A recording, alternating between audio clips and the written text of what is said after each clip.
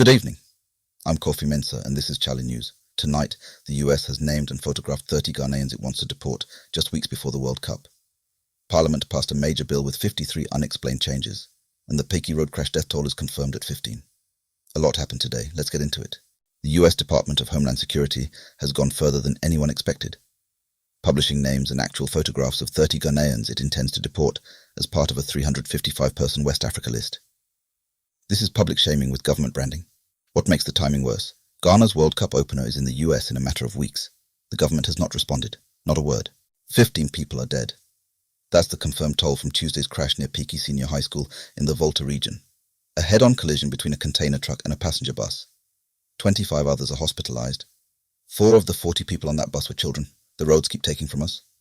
On the South Africa situation, Foreign Affairs Minister Ablakwa is defending Ghana's early evacuation of citizens from the xenophobic violence, pointing to 5 confirmed Mozambican deaths as proof swift action was right. South African police dispute the number, saying only 2 died. Either way, Ablakwa's message is clear. Ghana moved fast and doesn't apologize for it. Parliament passed the Anti-LGBTQ Bill. But here's the part that should trouble everyone, regardless of where you stand on the issue. 22 deletions and 31 clause insertions were made before the vote, and no official explanation has been given for any of them. What exactly was voted into law? We genuinely don't know. Full breakdown on chale.news. Iran has cut off back-channel talks with the US and is threatening to seal the Strait of Hormuz, the route for 1 in 5 barrels of oil traded globally. Tied to Israeli operations in Gaza and Lebanon, this escalation is a direct threat to fuel prices everywhere, including at your filling station. Watch this one closely. The Auditor-General is going after 4 former officials personally for GH 580 million cedis lost during the 2023 African Games. Overpriced contracts, undelivered goods, the usual. The surcharge process means repayment from their own pockets. Accountability, finally attempting to mean something. Here's an admission worth sitting with. BoG Governor Dr. Johnson Asiama, speaking in London, confirmed Ghana's banks were earning 35 to 40% returns on government bonds, so they simply stopped lending to businesses. The private sector was starved while banks got fat on debt.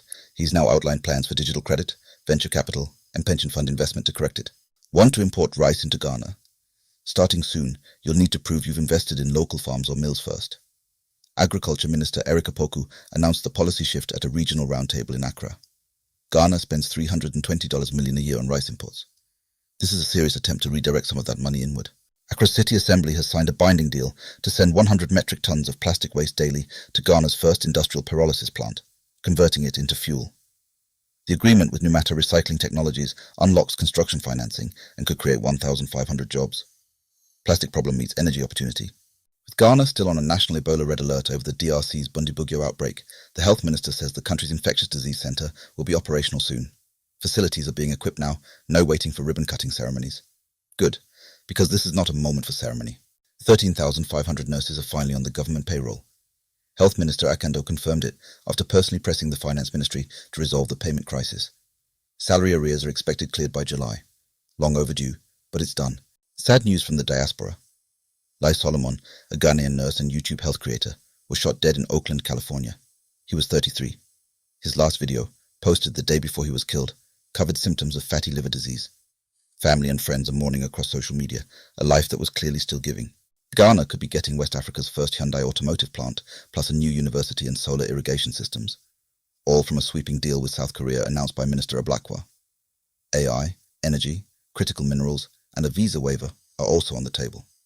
If even half of this lands, it's a big deal. Brandon Thomas-Asante gets the number 10. The jersey that Stephen Appiah and Andre Ayew carried, now on the Coventry City Strikers' back for the 2026 World Cup. First-time call-up Augustine Boki takes number 20. The Black Stars open against Panama on June 17th. Chale, it's almost time.